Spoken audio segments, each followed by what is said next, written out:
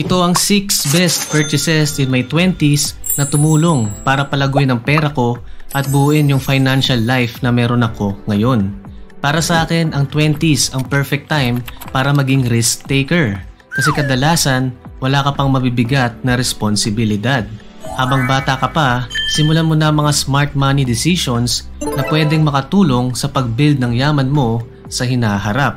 Lahat ng babanggitin ko ay practical advice at based sa personal experience ko. Kaya panoorin mo to hanggang dulo para hindi mo ma-miss ang mga importanteng detalye. Number 1. Invest in your education and career. The best first purchase in your 20s ay investing in yourself or para sa learnings mo. Bumili ako ng self-help books tulad ng Rich Dad Poor Dad, 4-Hour Workweek, Atomic Habits, Think and Grow Rich at iba pa. Lahat ng yun binagong mindset ko sa pera at sa posibilidad na pwede pala akong kumita kahit hindi lang sa regular job. Kung hindi dahil sa mga librong yan at sa mga napanood ko sa YouTube, baka hanggang ngayon, go with the flow lang rin ako sa buhay. Pero ang totoo, kahit simpleng pagbabasa, training, courses at certifications, lahat yan pwedeng magbukas ng mas malaking earnings para sa'yo. At kung mahal mo naman ang trabaho mo ngayon, walang problema.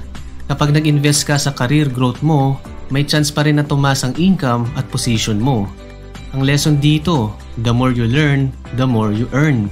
Kaya habang wala ka pang masyadong responsibilidad, i-invest mo na ang pera at oras mo sa mga bagay na magpapa-improve sa'yo dahil makakatulong din ito sa'yo to make more money sa future. Number 2, side hustle sa free time. Isa sa best decision sa 20s ko ay gamitin ang free time ko para mag-side hustle. Kasi to be honest, ayoko talaga sa trabaho ko noon. Pagod sa biyahe, mga boss na puro pasa ng trabaho, overtime na no pay, overnight shifts, tapos malit lang ang sahod. Pakiramdam ko para akong zombie na paulit-ulit na lang ang nangyayari. Doon ko na-realize, kung di ako kikilos, ganito na lang ba ang buhay ko for the next 5 to 10 years. Kaya kahit pagod na, sinumulan ko mag-aral at mag-research after work. Kapag weekends, ginagamit ko rin yan para mag-try ng extra income. Madami akong sinubukan tulad ng dropshipping, affiliate marketing, at content creation. Yung unang break ko, selling phone cases online. Araw-araw halos may benta yun. Eventually, nahinto rin dahil kulang pa ako sa skills at nagastos ko lahat sa ads. Pero kahit maraming palpak, mas marami naman akong natutunan. Dahil sa mga failures na yun, may skills na akong ginagamit hanggang ngayon. Kaya kung nasa 20s ka pa, huwag kang matakot magsimula ng side hustle. Hindi mo kailangan ng malaking kapital. Start sa kung anong meron ka. Dapat willing kang matuto and put in the work. Dahil hindi mo talaga mapapalaki ang earning potential mo kung hindi ka susubok. Pero bago tayo magpatuloy, kung gusto mong laging updated sa ganitong content, like and subscribe at pakihit na rin ang notification bell. Salamat! Number 3. Mag-travel sa ibang bansa. Isa sa mga best purchases in my 20s, plane ticket. Oo, gasto siya sa una. Pero para sa akin, hindi lang siya bakasyon. Kapag nagta-travel ka, mas na-expose ka sa ibang kultura, bagong ideas, at ibang paraan ng pamumuhay. At minsan, doon mo pa makikita ang mga negosyo o opportunities na hindi pa uso dito sa atin. Halimbawa, may mga negosyong takoyaki, milk tea o Korean barbecue na galing sa ibang bansa. Pero yung unang nagtayo dito sa Pilipinas, nagka-idea lang habang nagta-travel. Nung pumunta ako sa Hong Kong, may isang vendor na nagtagalog sa amin kahit hindi siya Pinoy. Sobrang galing niya magbenta, kaya siya yung binilhan namin ng pasalubong kahit maraming katulad niya ng paninda. Doon ko na-realize, kahit simpleng bagay, malaki ang epekto kung marunong kang mag-adjust at makipag-connect sa customers.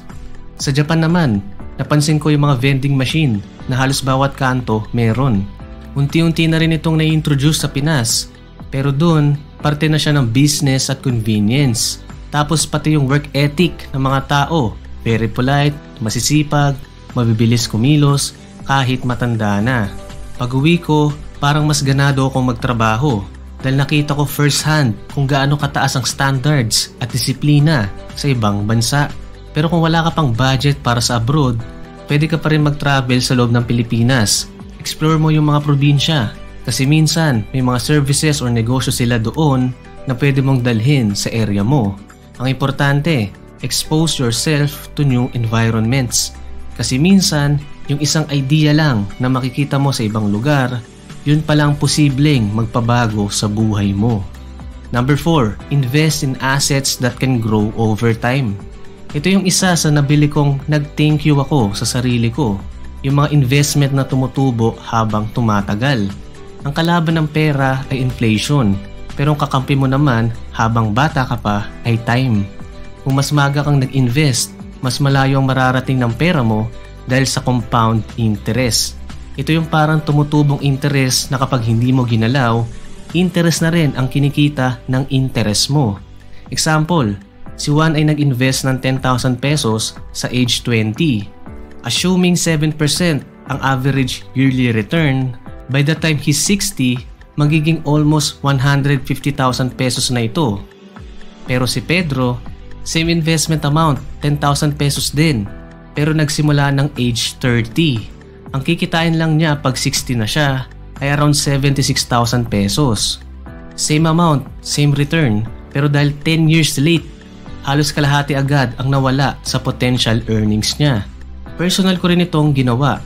Isa sa una kong exposure sa investment ay ang Pag-ibig MP2. Di ko rin alam ito noon, nakwento lang ng kawork ko. Nagulog ako monthly kung ano lang yung kaya at kumita naman. Imagine kung naghulog ka ng 500 pesos per month for 5 years at assuming na 7% ang dividend, magiging 35,000 pesos plus na ito. At may kita ka pang 5,800 pesos na tax-free. Not bad kung isipin, kesa nakapark lang yung pera mo at hindi nag-grow. Eventually, bumili rin ako ng stocks. Sa umpisa, parang hula-hula lang at base sa sinasabi ng iba. Then later on, dividend stocks na tulad ng LTG, FGen at iba pa. Noon, karamihan sa amin sa office nagtatry mag-trade. May nanalo, pero mas marami rin ang naipit. Pero okay na rin kasi natuto kami. Ngayon, ang goal ko ay dividend investing for long term. Kaya may hawak rin akong REITs, parang real estate investment siya na may quarterly dividends. Pero wala kang problema sa tenants, maintenance at malaking kapital. Lastly, yes, nakapasok din ako sa crypto, lalo na sa Bitcoin. Malaki na yung tinasang value nito, pero tandaan, sobrang volatile nito at high risk. Kung papasok ka sa crypto, make sure na pera lang na willing to lose.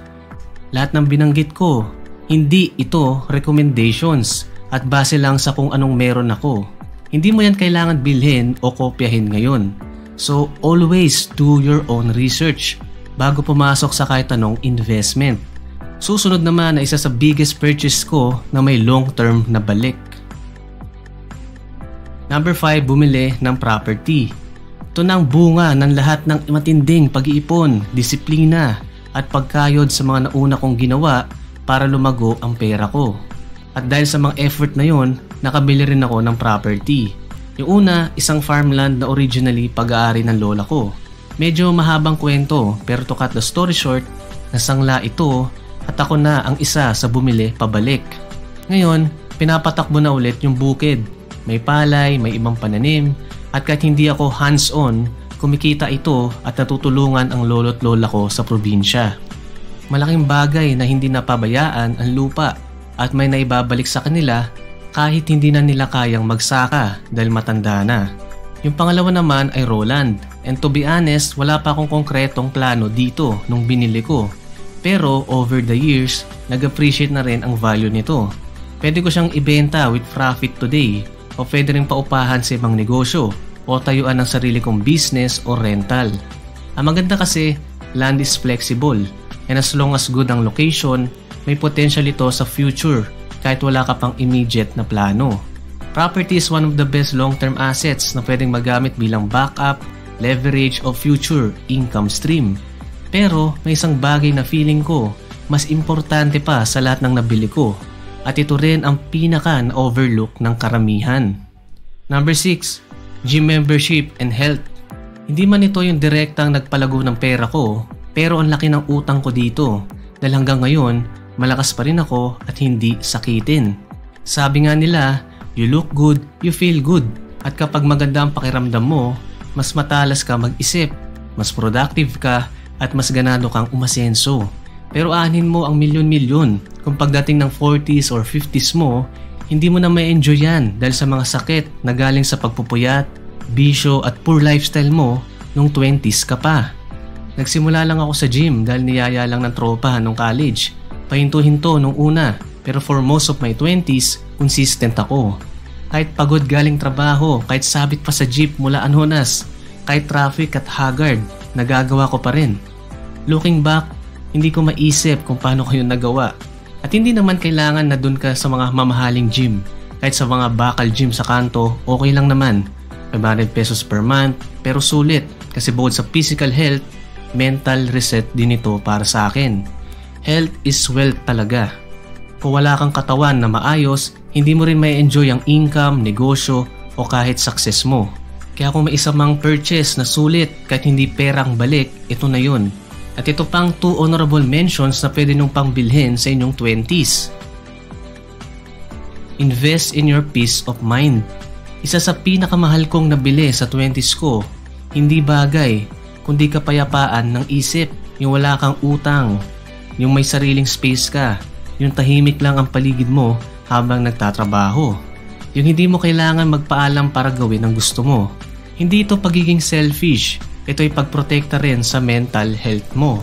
Kasi kadalasan ang toxic na environment nakakababa ng energy at nakakawala ng focus. Kaya kung nasa setup ka na laging may stress o drama, whether sa bahay o relationship, baka yun ang sign para mag-invest ka sa peace mo. Hindi mo maabot ang full potential mo kung laging gulong-gulo ang isip mo. Invest in your tools. Pangalawa, yung tools na ginagamit mo araw-araw. Simple man o mahal, kung ito'y makakatulong sa'yo magtipid ng oras at energy, worth it yan. Yung simpleng microwave para tipid sa oras, yung mas maayos na laptop para hindi laging naghahang habang nag-edit, o mga software subscriptions na nagpapabilis sa work mo. Hindi ito gastos, reinvestment ito sa ginagawa mo. Kung mas mabilis at mas maayos ang tools mo, mas maganda rin ang output at mas lalaki ang kita mo eventually. Isa talaga sa mga best time para magtanim ng tamang diskarte sa buhay ay sa 20s. Kahit simpleng pagbabago pa lang ngayon, malaki ang pwedeng epekto niyan sa future mo. At kung feeling mo parang ang hirap gawin ng mga nabanggit ko, okay lang yan. Normal na malito, ma-overwhelm o mapaisip kung kaya mo ba talaga. Honestly, hindi ko rin in-expect na magagawa ko tong mga to dati. Pero dahil sa disiplina, consistency at willingness kong umalis sa dating sitwasyon ko, unti-unti kong nagawa. Hindi biglaan, kaya huwag kang ma-stress, mag-upisa ka lang sa kaya mo. Kahit baby steps, basta tuloy-tuloy, makakarating ka rin. At kung gusto mo ng mas specific na gabay, ito ang video para sa'yo. 9 simpleng adjustments para bumilis ang pag-asenso mo. Click mo na. Watch now.